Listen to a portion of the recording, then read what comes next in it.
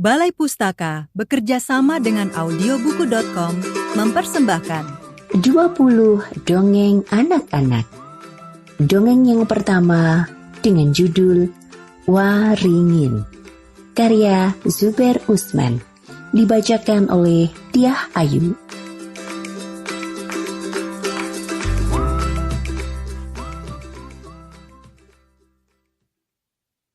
Pohon waringin adalah semacam pohon yang banyak tumbuh di Indonesia.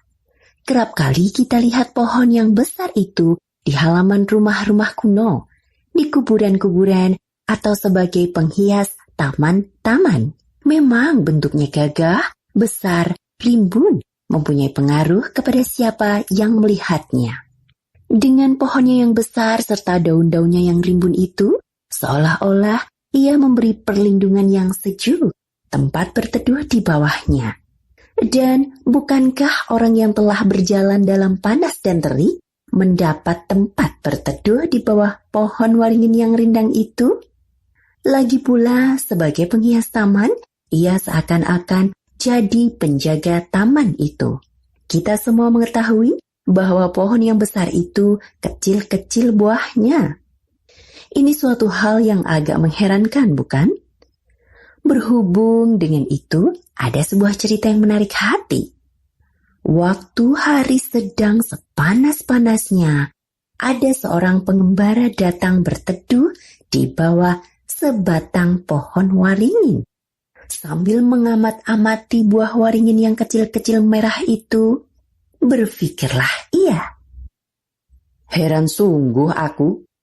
Apakah sebabnya pohon yang sebesar ini mempunyai buah yang kecil sekali?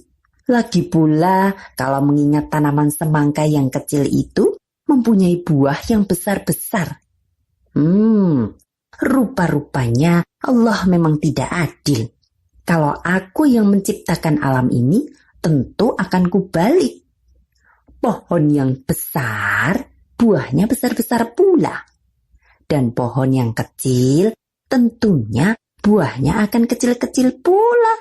Baru saja ia mengatakan hal itu dalam hatinya, jatuhlah sebutir buah waringin dari atas, tepat mengenai hidungnya. Bukan main terkejut pengembara yang sombong itu, serta berkata, untunglah buahnya kecil. Umpama tidak demikian, entah apa yang akan terjadi atas hidungku. Kalau begitu, Allah memang maha adil dan bijaksana. Akulah yang sombong dan tidak tahu akan diri.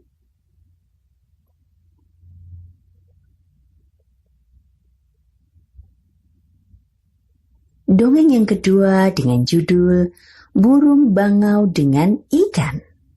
Ada seekor burung bangau tinggal dekat sebuah kolam. Di dalam kolam itu banyak ikan. Tiap-tiap hari bangau mencari ikan dalam kolam itu. Tetapi suatu hari bangau berpikir begini. Kalau aku dapat menangkap ikan itu banyak-banyak sekaligus, tentu akan kenyang perutku. Bagaimana akalnya?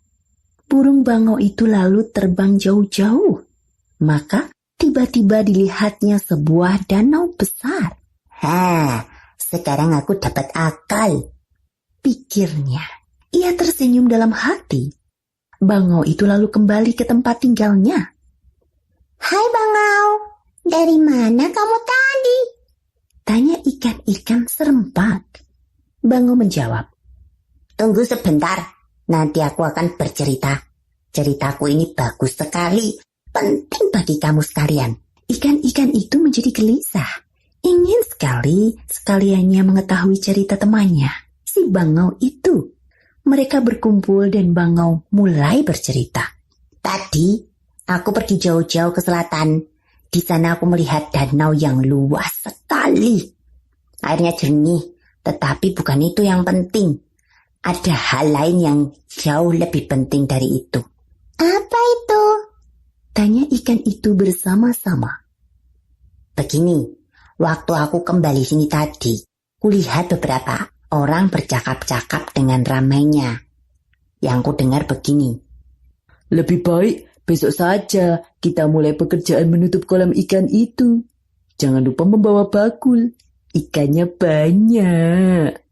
Aku terkejut mendengar percakapannya itu. Tentu saja yang dimaksud mereka itu tak lain kolam kita ini. Jadi berarti mereka hendak membunuh kita sekalian. Kalau kamu semua mati, aku tentu mati pula. Bangau menangis terseduh-seduh, tetapi hanya berpura-pura saja.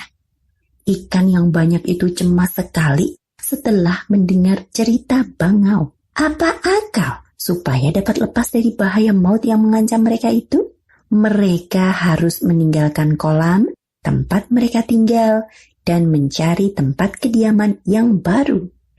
Ikan yang tua-tua berunding di tengah-tengah kolam, membicarakan soal yang sulit itu.